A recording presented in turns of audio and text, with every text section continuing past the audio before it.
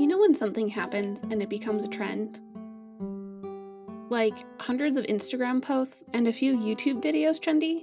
So you decide one Saturday afternoon that you're gonna hop on this trend because it's March, and if you don't make this before the summer heat, what's the use? Anyone? Just me? Cool. The process of this cape was fairly straightforward, and in my excitement to make it, I ran straight to my stash fabric, without a care on if this would match the rest of my wardrobe. Spoiler, it doesn't. But that doesn't stop me. After all, what are impromptu projects for if not a multiple of, I should have done this better? I did know that if I was going to even remotely like this project, I would need to employ some best practices, like basting the chalk lines and pinning carefully before sewing the darts in the front.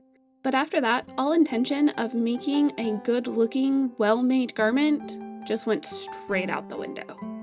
I pinned and sewed the fashion and lining layers together before getting overwhelmed with the idea of sewing in the lining, as you do, and put it in my UFO box, where it lived for the next 5 months. Well, friends, now is the time. The August heat has set in, we are experiencing a plague and dangerously high levels of humidity, and now is the perfect time to restart this project. Right?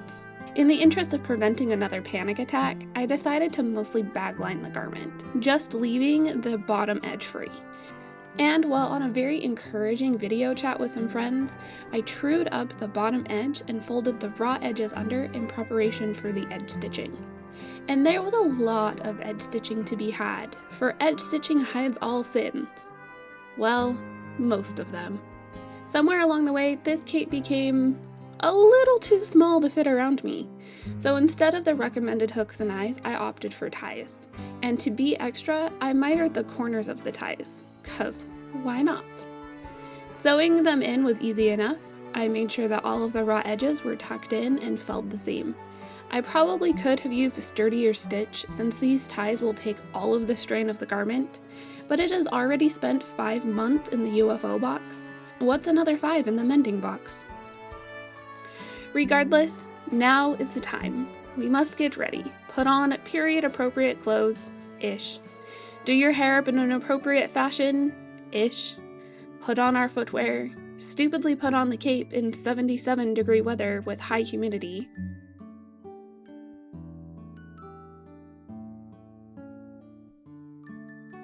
Don our plague gear, and head out for a very awkward walk down a very busy street in a historical and smallish town. For aesthetic reasons. Because if you don't make a video of a project and make some effort to show it off, did you really do the project?